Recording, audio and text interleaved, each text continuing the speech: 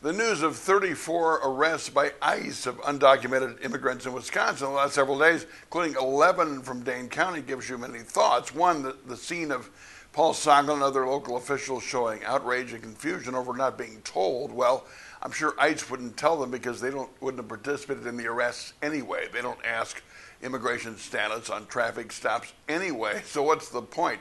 If they would have told them, they would have just said, okay, well, don't cause any trouble. We're not going to help.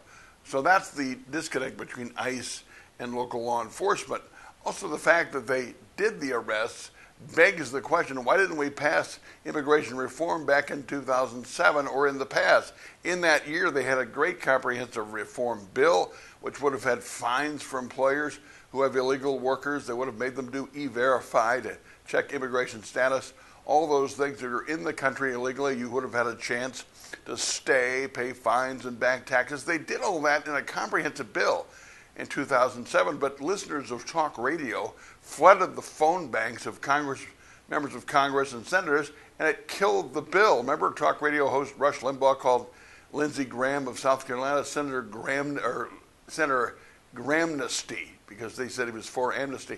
This is ridiculous. We want people who work hard, who do jobs that a lot of Americans don't want to be here working. They should have some legal status. We should have a different immigration policy. But right now, the laws are still on the books.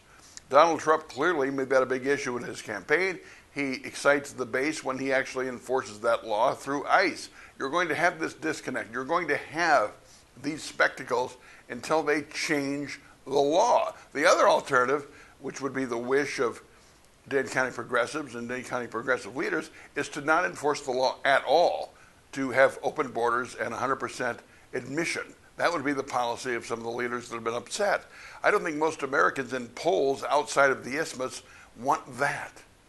So they have to come up with an agreement, and they never do. They're afraid of the Trump base. They don't do anything, and they should. We want people who will do, and yes, there are jobs Americans won't do. Oh, Americans will do them if you pay them more money. Well, not that much money. Michael Bloomberg, former mayor of New York, said if they took out all the undocumented workers in New York City, it would kill the hospitality industry in New York City, and it would. So get it together. This is just another example of what needs to be done. It never is. Have them have some backbone and get something done.